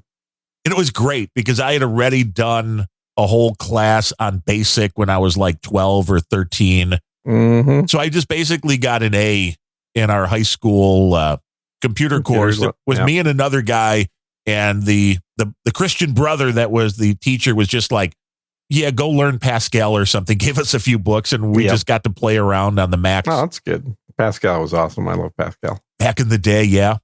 That's the best language, man. The other thing is, I was such a nerd, believe it or not. No, everybody's like, no, I can't believe that, Gene. I was the only kid in high school that brought a laptop to school. Well, I mean, nobody had never seen them, because this was They were 1957. super expensive. Yes, They didn't exist yet. it was. It was literally a room size laptop. You had to bring the Exactly. whole mainframe in. Yeah. Well, you're assuming that I actually went to school, in my teens. True. But there were certainly computers in the school, but I was literally the only student with a laptop in the 80s. Nice. Yeah. Yeah, I remember going to one of the local high schools when I was in junior high for a computer class, and that's where I learned the basic. And it was just a basic Unix system. I'm kind of surprising that the high school had it at that time. Mm-hmm. But learning all of that kind of stuff and getting to play around with all of that was kind of where all of the shenanigans started. Oh yeah, but it was fun because nobody else was really even understanding it at the time. I didn't write a note to myself, so I'm glad I remembered. I have to bring this up with you because you're going to love it. I am. You are. Remember I told you I bought the Steam Deck Plus? Yes, the Stream Deck Plus, not Steam. Stream Deck Plus with the dials. Yeah, because it's like all audio. It's basically seems like an audio interface, right? It does. Here's the really cool part. So it's not. It's just a controller. But here's the really cool part. What I didn't realize is until I read some forums is that by buying that device, you get a license for their audio mixer. And what does that do? And what that does is it obfuscates the need for a Motu. Oh, really? Because it creates a software-based virtual mixer that you can have as many channels on as you like, and they all show up as independent channels to the computer. So this lets you route things any which way you want. Yep. Mm-hmm. And you use the little knobs to control it. Buttons and knobs. You love yourself some knobs. Some knobs. That's a great idea. How come people aren't talking about this then? Because it's not one of their selling points about it. This is like and by the way, it gives you a full mixer.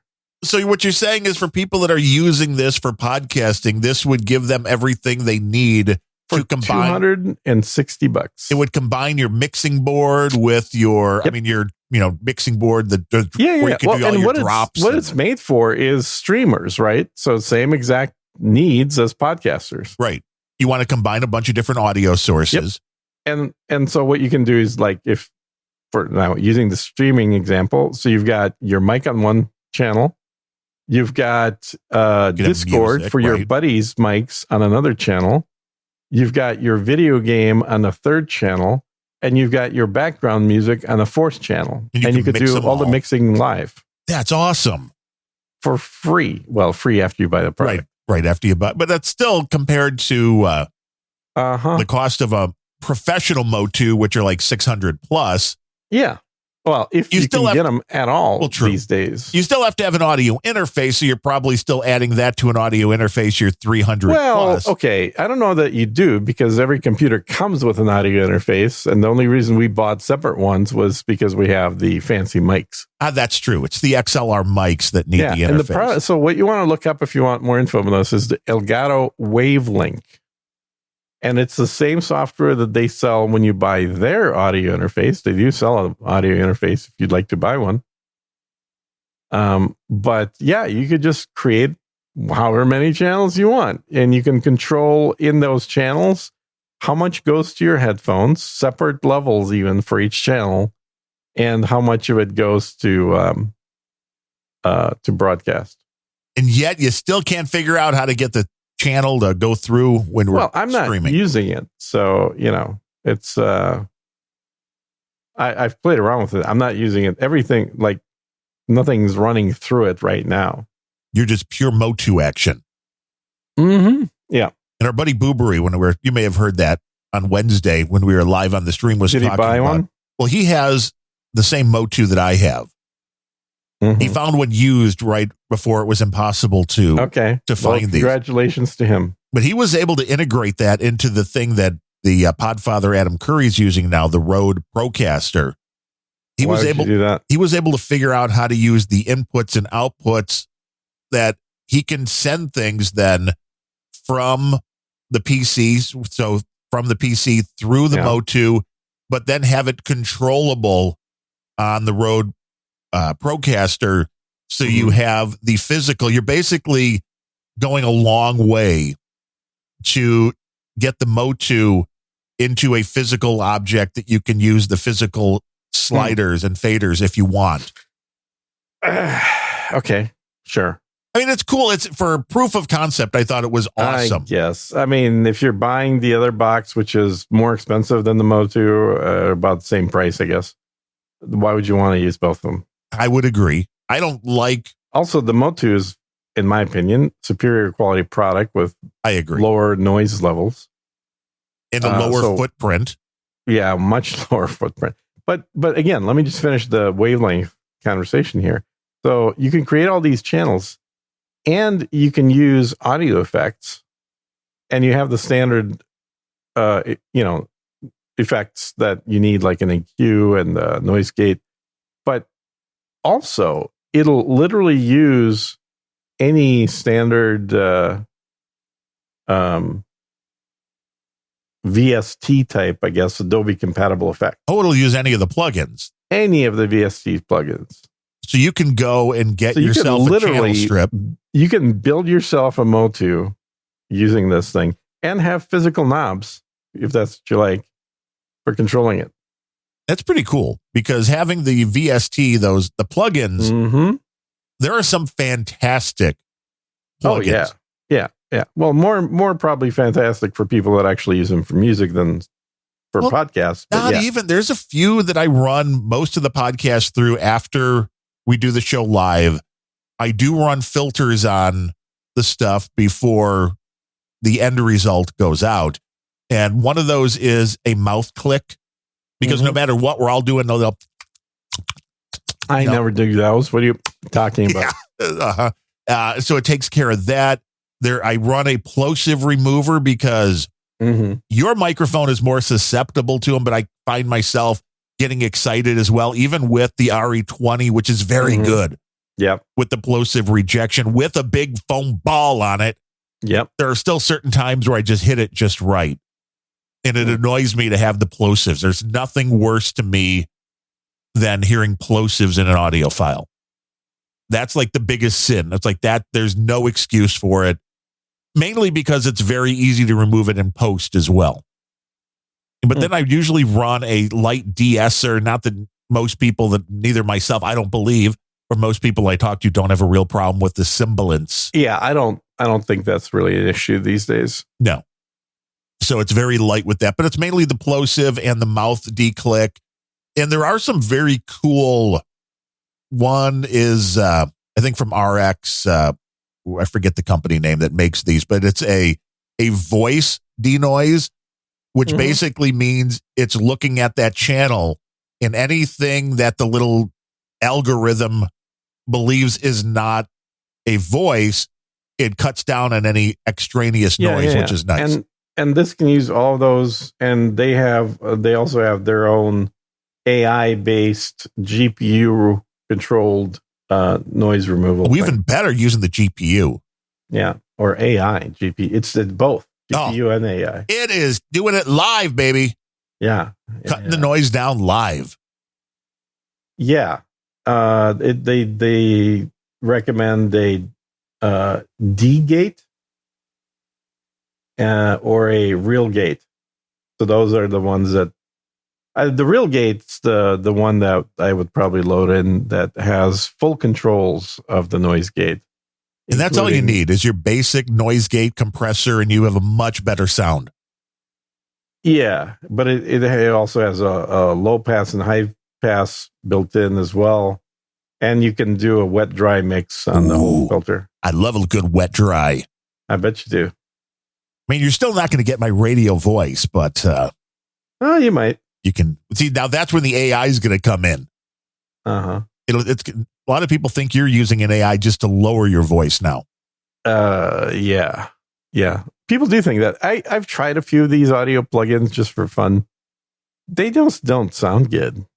Oh, well, this is something you learn with the audio plugins from a lot of trial and error. And I've also heard this from professionals like Bandrew Scott, who does the podcasted channel on YouTube. When you look at a lot of these audio plugins, the one thing you want to know is less is better. You want to put like the very least amount of processing you can on with any of the noise reduction, anything where you're trying to remove something. You want to err on the fact of don't accidentally take part of the real signal. And a lot of people get a little too heavy-handed, and then it sounds like you're underwater, and it doesn't sound natural at all. Right. You're better having a little room reverb come through than sounding like you're in a tunnel on a cell phone. Let's see how much this shit is. What's the difference between commercial license and discounted? It's a good question. Oh, if you're making more than $20,000 a year in gross revenues. Oh, well, you're making that in a week on Sir Gene Speaks. Not from the podcast, I'm not. Yeah, here we go. If you're an individual using it only for personal use, $60 buys me the whole package. Otherwise, it's like $700. Not bad. Still not bad either way. Yeah. So that was the full set of these Reaper plugins. Those are pretty good. I've tried those before. You're selling this. I might have to get one. I'm telling you, dude, that's natural. I actually got rid of my Stream Deck Classic would be the way to term it. So I only have the big one, 48 button one, and the brand new one. I've got the 48, and the other one is what, 3, 6, 9, 18. So yeah, that one. And they work I got rid of it. This thing has fewer buttons, but honestly, the 48's got all the buttons I ever need. And well, yeah, because you can just scroll through pages too. So yeah, exactly. I got to look into that. And they keep adding more and more functionality, which I love. And they now let you just upload a JPEG file for an image, which is great because they used to make you go through that stupid website to create the pictures. Oh, to create the background for the keys. Ugh. Yeah. Not easy. Although now you can just do it direct. And it's great because you can very easy at a glance know you're hitting the right buttons. Mm-hmm. You'll have to check that out. Yeah, I'm digging it, man. It's and I like on the dials I have on my leftmost dial I have the full app mixer. So this is not using their mixer. There's 3 different mixers. It's going into the Windows mixer. It's the Windows mixer, so I can push the button down, and that switches between the applications that are currently running. And then if I turn the dial, it'll make that particular application louder or quieter. Nice. Well, I've got that as well, and just directly in the old ones without the dial, though. With the buttons. Yes. Yeah. You have to go up or down. So they just let you do the same exact thing, but using dials now as well. Awesome. Mm-hmm. That is, I have to check it out now. And now I don't use it this way, but the screen is touch screen actually. So you can also just use your finger on the touch screen. Oh, and you can move it one way or the other. Wow. If you don't want the noise of the turning of the dial, I guess. Knob. Yeah. I hate noisy knobs, man. They're not noisy, but they're not like, I'm sure there's some noise. There's definitely a little bit of a clicky noise, but if you wanted to, you could also just use a touch screen. Very cool. It's a good product. I mean, $260 is not cheap. It's half the price of a Motu, but it's a good quality product. I think they make Stream Decks. Most of their stuff is made well. Yes.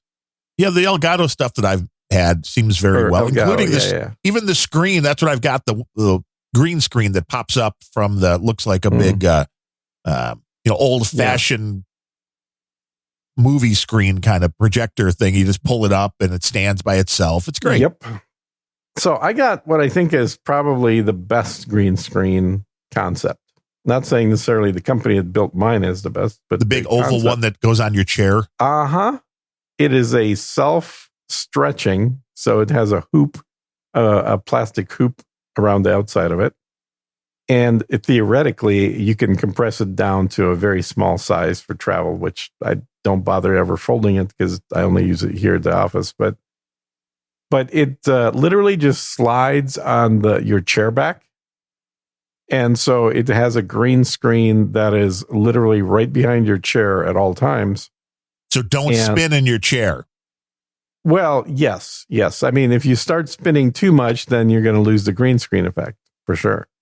But it also means that if you do have multiple cameras, you can pivot the chair towards the camera that you want and make sure that it's got full green screen. I like the full green screen action, my friend. And I like the stretched green screen more than the one on like a projector tripod, because when it's stretched in every direction, it gets a very even green all the way through.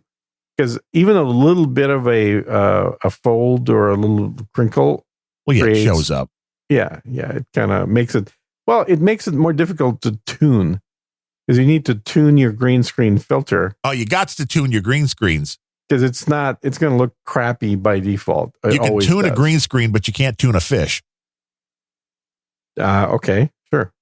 But we are So, a value for value podcast. Before we run out of time here, oh, we do have a few people to thank. So we haven't done a show in 3 weeks? yeah. Three donations. This is maybe We ought a to not bad do sign. a show more then. This is maybe a bad sign. We Uh-huh. let them pile up before we do another show. Yeah. But John Owens coming in with $10.80. Sir Truck Driver $5.65 and Kevin Seifert $5. We appreciate you listening. We appreciate you supporting the show, even though Gene tells you not to. And if It's totally optional. you want to be a part of that optional group, you go to unrelenting.show/donate, Yeah. I believe, or just unrelenting.show. All of the information is there. You can do it in a variety of ways. You can even boostagram us if you're in the podcasting 2.0 space. I keep So getting does that work? the lightning what? Does The what? boostograms?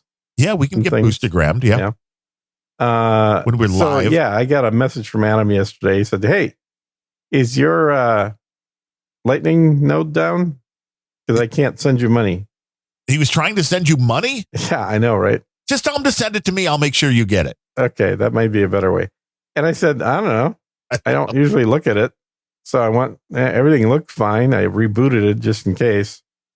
And then he was like, do you have liquidity channels that are balanced? I'm like, fuck if I know. I don't use this shit. It's just sitting there. It's a waste of money, frankly. I pay more for running a node than I've ever had come in. You see, that's So why I just use like every Get single LB. month. Yeah, every single month I was just losing money. And, And I should turn this into, I'm going to turn this into an Amazon gift card. You know what? I'm going to turn this into an Amazon gift card and order Mhm. the Elgato thing. Because I've got over 2 million sats here. So it's like 360 2 million bucks. sats. Yeah, $360 in sats Holy sitting shit. here. I could Yeah, turn that's that pretty into an good. Amazon gift card. How do you do that? There's a website that'll allow you to do that for Uh. like 1%. Okay. So, you know, you want $300, you'll pay them like Mhm. $305 or something. And I gotcha. it converts it for you, which is great. Well, that's convenient. Yeah. So That they way- get their anonymous sats and you get a gift card. Exactly. Yeah. It works out. Yeah, that's a good use of it. But yeah, I don't know, man. I have no idea if my thing is working or not. If you want Okay, now there's Try an and- ISO. to, what if my thing's I working? have or no not? idea Yeah. if my thing's working. No clue. Could So explain if why you haven't had a girlfriend in a while. to Sir Gene Speaks and turn on the sat streaming thing, that'll be a good test. Because if I see something showing up like today or tomorrow, then I'll know it's working. I'll ping you a if I couple don't see sats. anything shows up, yeah, I don't care what number of sets. Hey, like with the volume of episodes, meaning the number of downloads that I have, unless people just go crazy and start putting their sats at like 10,000 per minute or Right. something, Per second. it's just not going to make a difference at all. It's so it's like opening up your faucet for a drip. Yeah.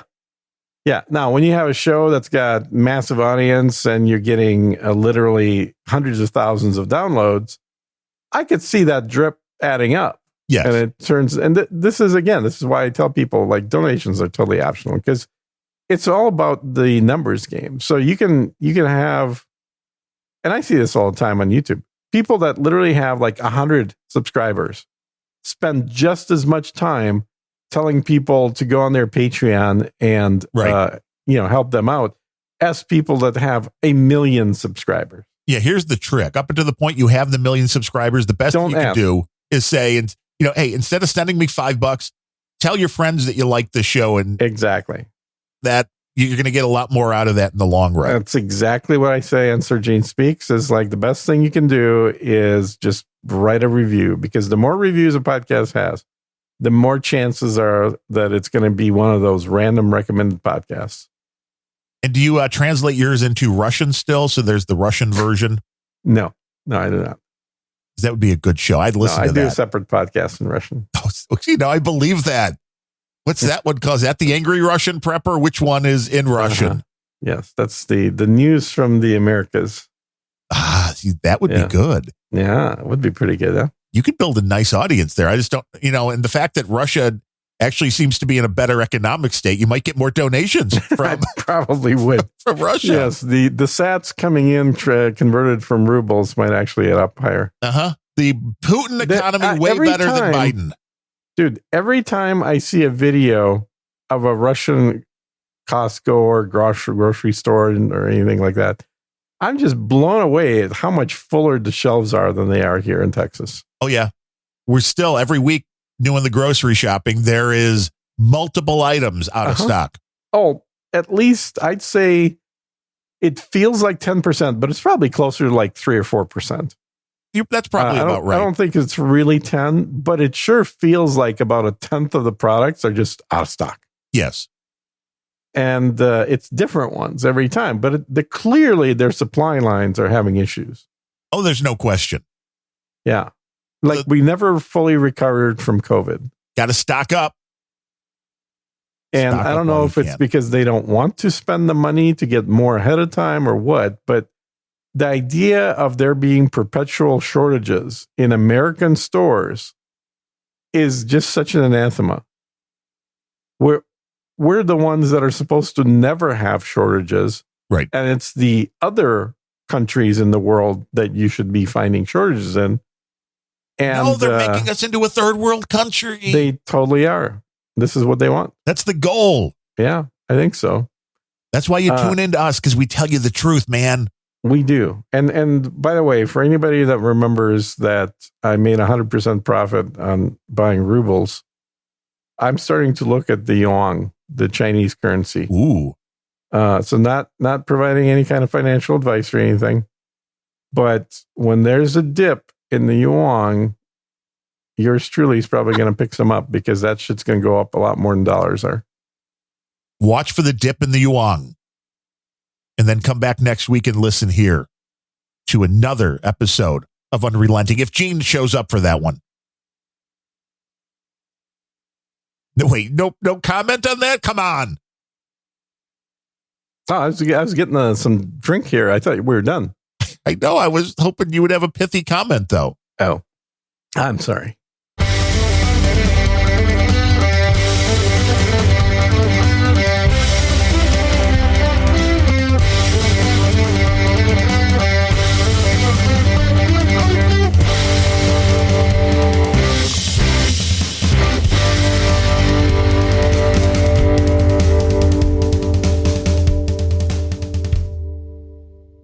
It's not a lie if you believe it's true.